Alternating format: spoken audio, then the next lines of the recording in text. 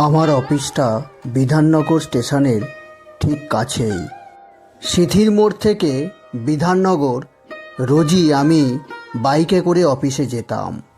সেই ছোটবেলা থেকে আমি মামার কাছেই মানুষ। চাকরি সূত্রে আমি কলকাতার সিথির মোড়ে থাকি।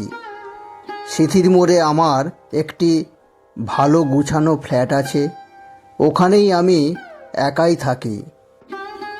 আমার মামাবাড়ি হরিশপুর গ্রামে। গ্রামটি খুবই নীরব, এলাকায় জনবসতি নাই বললেই চলে। অনেক দিন মামাবাড়িতে যাওয়া হয়নি। মামাবাড়ি যাওয়ার জন্য মনটা কেমন করছিল অনেক দিন থেকেই।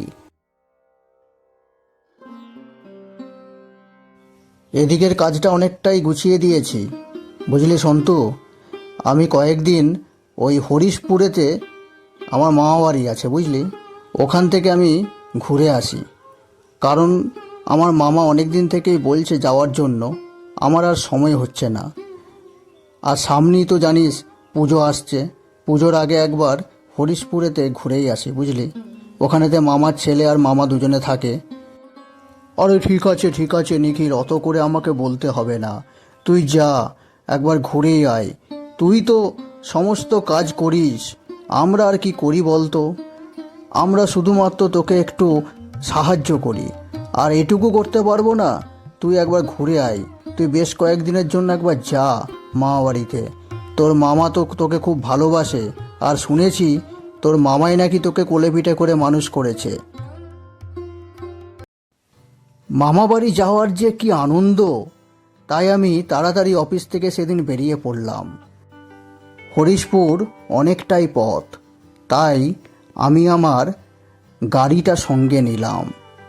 4 চাকায় করে না গেলে অনেক সময় লেগে যাবে, আর অনেকটা রাস্তা বাইকে করে যাওয়া সম্ভব নয়। তাই আমি 4 চাকাটা নিয়ে নিলাম।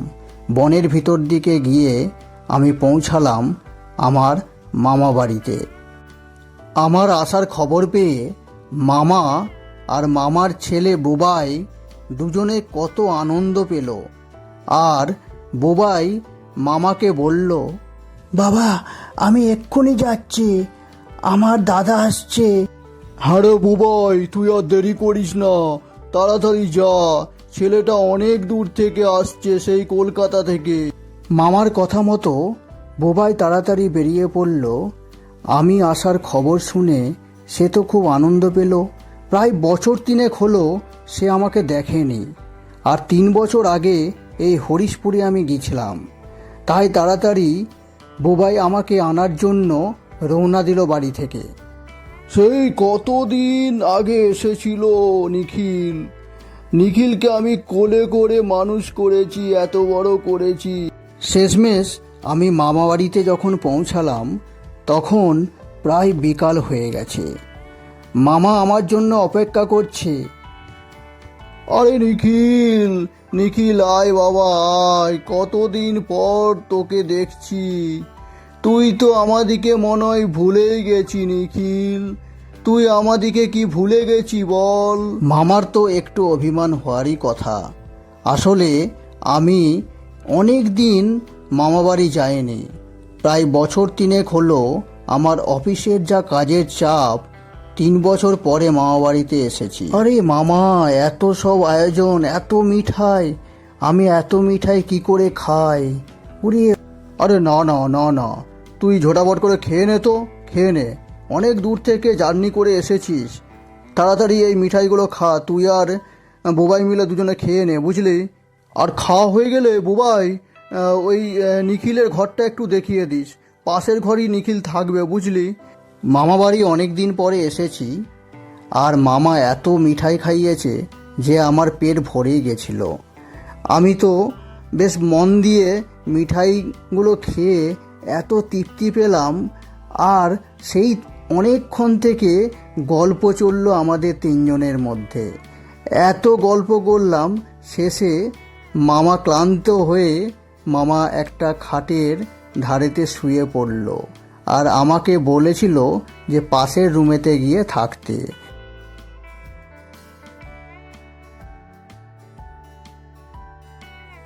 তারপর আমি আর বোবাই মিলে পাশের রুমেতে গেলাম। আমার ব্যাগপত্র রেখে আমি চললাম গোটা গ্রাম ঘুরে দেখতে বোবাইয়ের সঙ্গে। আমি চারদিকটা ঘুরে দেখছিলাম, কত সুন্দর গ্রামের পরিবেশ আমার মন মুগ্ধ করে দিয়েছিল। বোবাই যখন চারদিক আমাকে দেখাচ্ছিল আর সব বিবরণ দিচ্ছিল, তখন একটা মাথায় পাগড়ি বাঁধা লোক আমার পাশ থেকে খানিকটা গিয়ে কিছুক্ষণ আমার দিকে তাকাতে লাগলো আর কিছু একটা রহস্যজনকভাবে আমার দিকে দেখতে শুরু করলো। আর সে বলল, ওই ছোকরা, এই গ্রামেতে নতুন বুঝি? এই গ্রামে নতুন এসেছো বুঝি? কি ব্যাপার, শহরের ছেলে মনে হয় তুমি? তোমাকে তো এই গ্রামে কখনো দেখিনি। সেই লোকটা ছিল অদ্ভুত। যাবার সময় আমাকে বলে গেল রাতের বেলা যেন একটু সাবধানে থাকি, কোনো আওয়াজ পেলে যাতে দরজা না খুলি। আমিও সেই থেকে ভাবতে শুরু করলাম, কি বলে গেল সব, কি জানি, ছাতার মাথা। ওইসব আমি ভয়টয় না করে আমি বোবাইয়ের সঙ্গে আরও গল্প শুরু করে দিলাম। আমি ভুলেই গেছিলাম যে এখানেতে ভয়ের কিছু কারণ আছে। আমি যখন রাতের খাবার খেয়ে গিয়ে বিছানাতে বসেই তখন প্রায় 12টা বাজে। আমি বুঝতেই পারিনি যে এত রাত হয়ে গেছিল। আমার সারা দিনের পরিশ্রমে আমার প্রচুর ঘুম পেয়ে গেছিল। তাই আমি আর না দেরি করে জুতোগুলোকেও পর্যন্ত না খুলে বিছানাতে আমি শুয়ে পড়লাম আর ঘুমও এসে গেল তাড়াতাড়ি। আর আমি ঘুমিয়েও পড়লাম। কিন্তু ঘুমানোর সঙ্গে সঙ্গে জানালার ধার থেকে কি যেন একটা বিশাল আওয়াজ ভেসে এলো আমার কানেতে। নিখিল, নিখিল। আমি তো ভয়ে উঠে পড়লাম। আমার কিছুটা ভয় লাগলেও মনের মধ্যে ছিল অদম্য সাহস। নিখিল, আয় আয়। না, কোথা থেকে আসছে এসব আওয়াজ? কিছু একটা তো কানে ভেসে আসলো, কেউ যেন আমায় ডাকছে। কিন্তু ওই লোকটা তো আমাকে বলেছিল যে রাতের বেলা কেউ ডাকলে যেন আমি দরজা না খুলি। আমি বরাবরই এসব ভূত টুত মানি না, তাই আমি ভয় না করে আমি চেঁচিয়ে বললাম, ওই কে, কে বাইরে, কে ডাকছো আমায়, কে?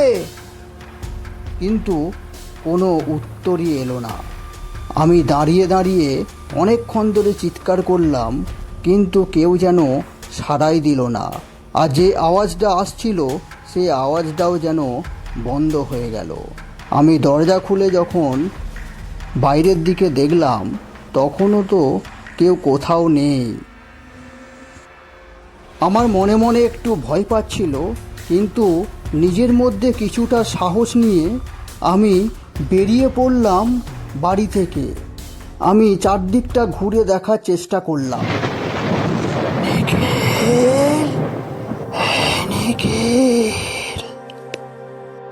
আমি বেশিক্ষণ না দাঁড়িয়ে থেকে আমি বাইরের দিকে হাঁটতে শুরু করলাম। কে যেন আমাকে কোথায় যেন নিয়ে যাচ্ছে। আমি বুঝতেই পারলাম না, কে যেন আমাকে ডাকছে। অনেক দিনের পুরনো সম্পর্ক আমাকে টানছে তার কাছে। আমি একদম কিছুই বুঝতে পারিনি। কিছুক্ষণ পরে দেখলাম আমার অফিসের সন্তু বাইরে দাঁড়িয়ে আছে। আমি তো অবাক হয়ে গেলাম, সন্তু আবার কখন আসলো এখানেতে? আমি সন্তু সন্তু করে দুবার ডাকতেই কোনো উত্তর পেলাম না। কিছুক্ষণ পরে যখন আমি জোর গলায় সন্তু বলে ডাকলাম, তখন ওই সন্তু আমার দিকে তাকালো, ঘুরে দেখলো, কিন্তু কিছু না বলে সে হনন করে আগিয়ে চলল। না, এ তো হুবহু সন্তুর মতন, সন্তুই তো। না, সন্তু তো অফিসে, এখানে কি করছে? আমাকে তো দেখতে হবে। না, আমি যাব, সন্তুর পিছনে পিছনে যাই। আমি তারপর সন্তুর পিছনে পিছনে যখন যেতে শুরু করলাম, হঠাৎ করে ওই ছায়ামূর্তি আমার সামনে এসে দাঁড়ালো আর বলল, নিখিল, আয় আয় নিখিল, আমার সাথে আয় আয়। আমি অনেক দূরে চলে গেছিলাম আর দেখলাম দূরে পুরনো অনেক বাড়ি পড়ে আছে, পোড়ো বাড়ি, যেখানেতে কেউ কোথাও নেই। টিম টিম করে আলো জ্বলছে, কেউ কোথাও নেই। হঠাৎ করে দেখলাম কে যেন বসে কাঁপা গলাতে আমাকে ডাকছে আর কাঁদছে। আমার খুব চিন্তা হলো। আমি আস্তে আস্তে আগিয়ে গেলাম তার কাছে। আমি ভয় না করে তার কাছে আস্তে আস্তে করে আগিয়ে গেলাম আর গিয়ে যখন তাকে ডাকলাম, এই কে তুমি? আমাকে এখানেতে এভাবে নিয়ে এসেছো? কে তুমি বলো? কে তুমি? তুমি এইভাবে কাঁদছো কেন? তুমি উঠে দাঁড়াও। তুমি এইভাবে কাঁদছো কেন? তোমার কি হয়েছে? হ্যাঁ, তোমার কি হয়েছে?